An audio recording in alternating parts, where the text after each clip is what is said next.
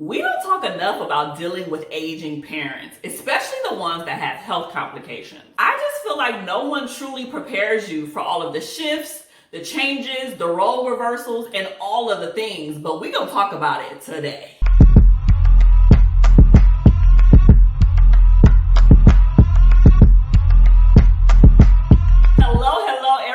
Welcome back to the Kiaundra Jackson Show. I want you guys to think about this with me. When we were younger, I feel like you just think that your parents are going to be healthy forever and that they're going to live forever too. You are blessed enough, you are easily able to see that that isn't the case. And life has a very interesting way of reversing those roles. So it kind of goes from them taking care of us to us taking care of them. We have a viewer that wrote in with an anonymous question, and I want to answer it on one of my favorite segments called Dear Kiaundra.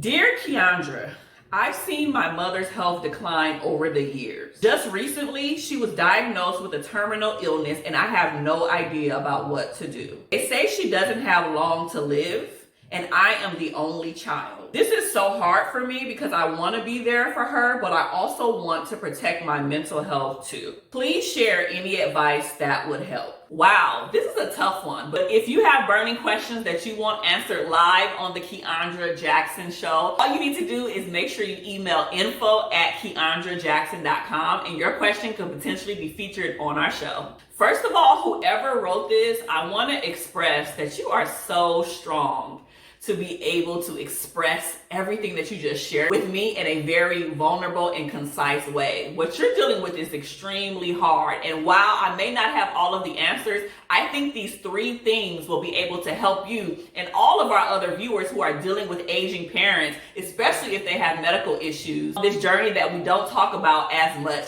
in regards to aging parents. So the first one may be a little tough to grasp, but I'm gonna keep it 100 with you. You have to grieve the things that you need to grieve. I'm talking about things that are hard, like how long you thought your mother was going to live, how you thought your mother would be towards the end of her life. Also the continued moments and experiences that you thought you would have with your mother. And this doesn't just go for her, but this goes for anybody. Sometimes when we are experiencing something that doesn't look like what we thought it was going to look like, it's a very hard pill to swallow. Somehow we have to come to terms and come to grips. Things are not going to be the way that we initially wanted them to be, and we have to grieve the fact that that is no longer the case. First one is grieve those things that I just mentioned. The second one is create special memories with your parent. I think the goal in this phase and in this stage is to create lasting memories and to create as much as you can with your parent. Spend that quality time with them as much as you can.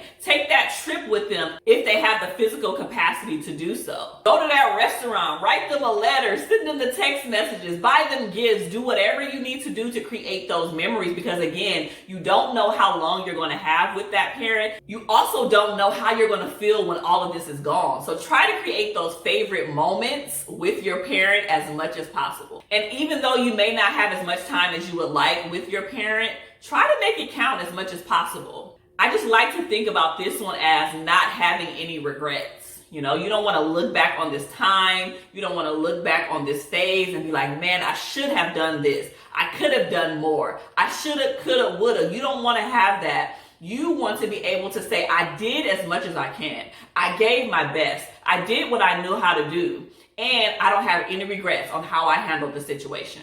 And the third bit of advice that I would give an anonymous viewer is reach out for some support. Now, I'm not sure if you're the primary caretaker, because that's a whole different issue for a whole different day, where things like therapy, a support group, reaching out to extended family like your cousins and your aunts and, uncles and family friends, and people who can help you not do this alone. And because we're having this candid conversation, one of the most powerful things that you can do is to talk about your experiences with other people. This is why I'm making this video to begin with, because I have seen that this isn't something that we talk about enough. And when we get to the phase where our parents are getting older, they're having medical issues, things are happening so quickly and things are shifting and changing, it can be very, very hard to adjust and navigate that, especially while still trying to live your own life. So get to a place where you feel comfortable talking about those those experiences, talking about those changes, about those role reversals, talking about those shifts and all of those things, because it helps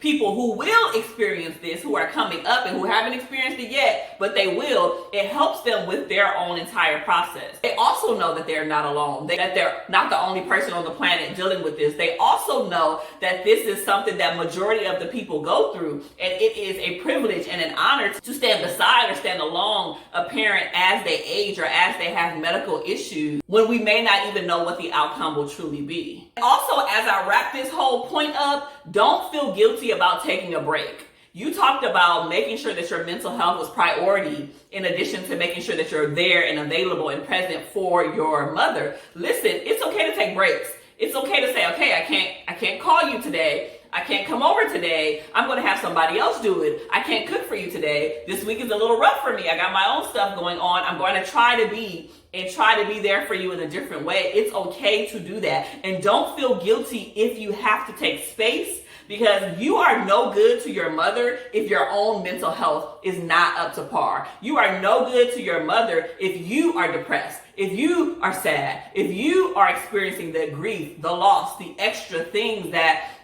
most of us are going through and not managing it well. If you are just pouring all of that on your mother, it's not going to help her transition. It's not going to help your mother at all. So making sure that you take care of yourself is the best thing that you can do to take care of your mother.